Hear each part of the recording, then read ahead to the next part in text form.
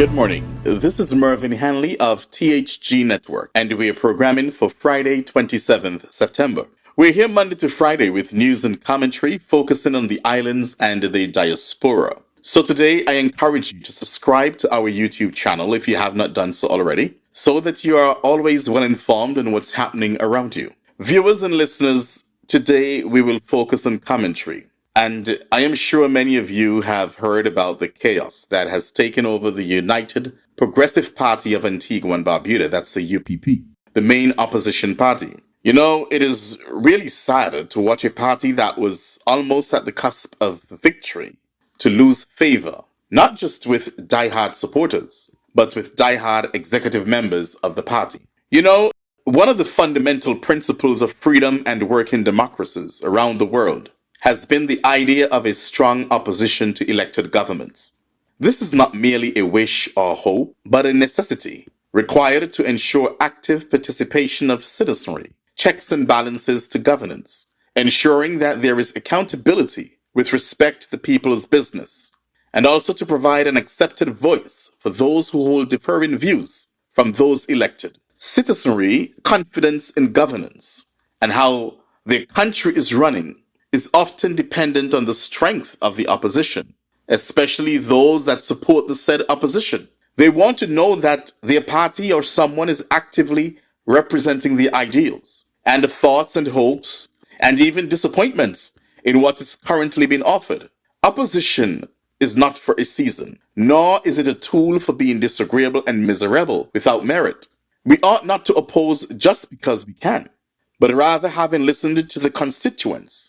Their positions are placed in the public sphere with strong conviction. The opposition apparatus must be strong, must be unified, must be present, must be active, and more than anything, the ears and mouthpiece of the people that support them. Now, the characteristics that I just mentioned, and it is bruised and exudes organizational strength, which in turn creates confidence among rank and file, and in some cases, attracts the undecided and opposing voters. With these things, an opposition put itself in good standing for an approaching election. Yet, sadly, surprisingly, what we see in Antigua is dwindling confidence, and not just from supporters of the opposition, UPP, but also executive members and the caretakers of the opposition. There seems to be a free-fall exodus of members from the UPP. One after the other, in relative quick succession, we have heard of resignations. Why is this happening? What is causing this departure of members of the UPP? Is it a crumbling opposition who's lost hope and will to fight? Is it internal strife? Egos? Is it that the people are demanding a change in the party? Is it too much applied pressure by Gaston Brown, the leader of the Antigua and Barbuda Labour Party and the Prime Minister of Antigua and Barbuda? The UPP is clearly on shaky ground. This party is seemingly weak, lost, a weak leader. It's obvious. And the UPP, you need to get your act together. Because I, for one, I believe in strong oppositions. But with that said, this is another golden opportunity for the leader of the country, the Honorable Prime Minister Gaston Brown, to solidify your party's position and bring as many of those affected UPP supporters over. Honorable Prime Minister, you have the opportunity now to show them what representation has been displayed under your leadership, and what it means. Let them feel now more than ever that you love and care for them, whilst bridging the divide and ensuring that all can see who you truly are, a leader for all citizens. This is an opportunity as well, and I would say, for you to bury the opposition. But we need opposition.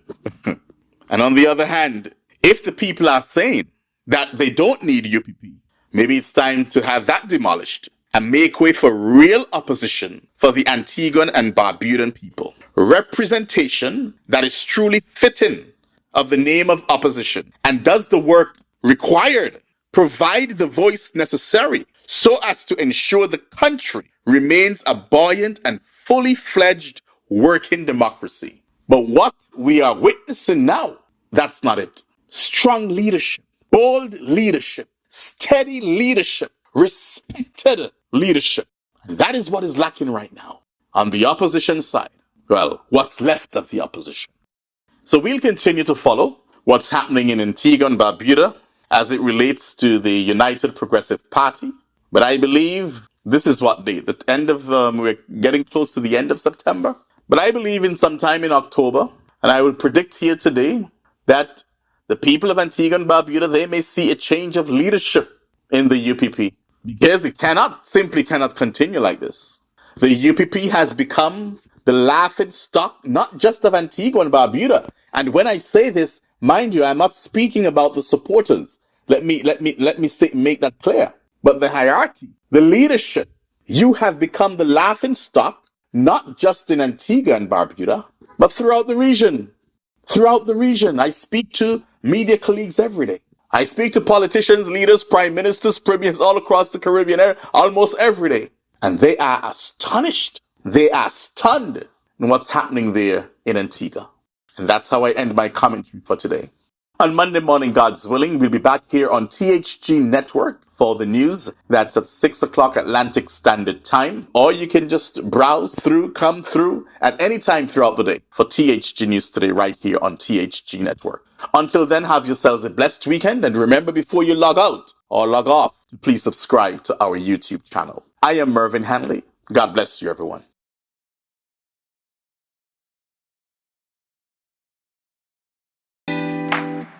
Sons have been serving the people of St. Martin for over 40 years. And the food and service get better and better. From early morning, customers flock to the bakery for their favorite sandwiches, cakes, pastries, you name it. First thing at mornings and last thing at afternoons, folks rush to Sons for simply the best. There are two locations, Cold Bay and on the Punfill. In Cold Bay, the opening hours are Monday to Friday from 6 a.m. to 6 p.m. On Saturdays, 6 a.m. to 5 p.m. And on Sundays, 6:30 a.m. to 10:30 a.m. and 2 p.m. to 5 p.m. Opening hours on the Punfill, Monday to Friday, 6:30 a.m. to 6 p.m. Saturday and Sunday, 6:30 a.m. to 1 p.m. We also cater for weddings, parties, special events, whatever the occasion. It's Sons. Our staff, we are always happy to serve you. Call us today, the Cold Bay location, 721-544-2462. That's 721-544-2462. Or in Phillipsburg, 721-543-1059. That's 721-543-1059. It's Sons Bakery. We are here to serve you.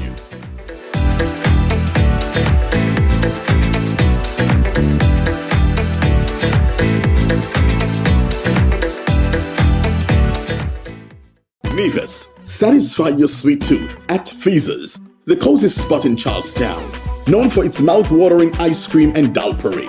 We are open Monday to Saturday, 8 a.m. to 5 p.m. Come in and sample our patties, sandwiches, air-fried wings with fries, hot dogs, rotis, and now our famous smoothies, in all flavors of course. And don't forget to try the famous bus-up shut and saltfish.